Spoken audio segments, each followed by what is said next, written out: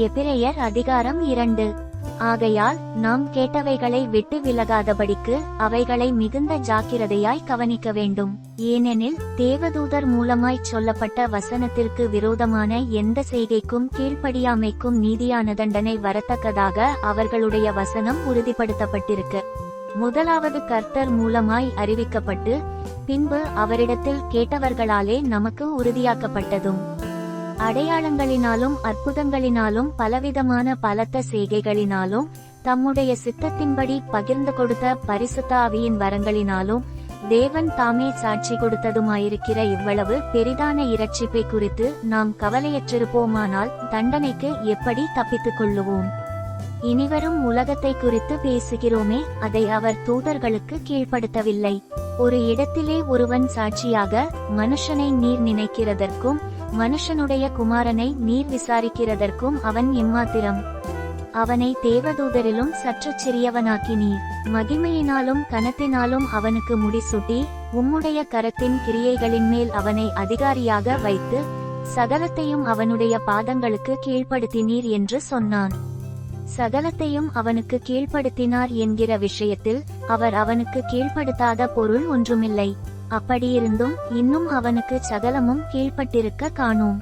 என்றாலும் தேவனுடைய கிருபையினால் ஒவ்வொருவருக்காகவும் மரணத்தை ருசி பார்க்கும்படிக்கு தேவதூதரிலும் சற்று சிறியவராக்கப்பட்டிருந்த இயேசு மரணத்தை உத்தரித்தது நிமித்தம் மகிமையினாலும் கனத்தினாலும் முடிசூட்டப்பட்டதை காண்கிறோம்.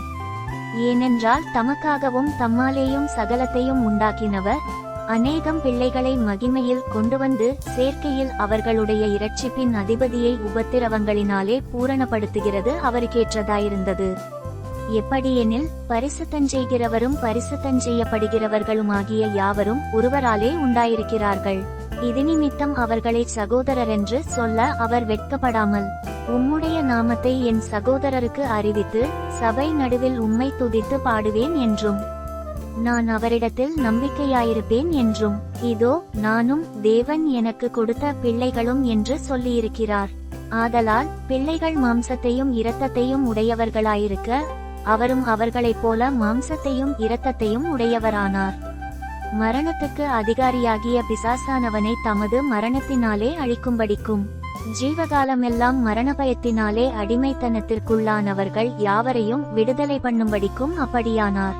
ஆதலால் அவர் தேவதூதருக்கு உதவியாக கை கொடாமல் ஆபிரகாமின் சந்ததிக்கு உதவியாக கை கொடுத்தார்.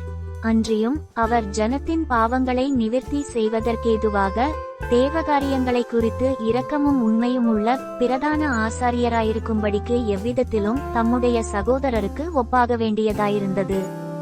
ஆதலால் அவர் தாமே சோதிக்கப்பட்டு பாடுபட்டதினாலே அவர் சோதிக்கப்படுகிறவர்களுக்கு உதவி செய்ய வல்லவராயிருக்கிறார்.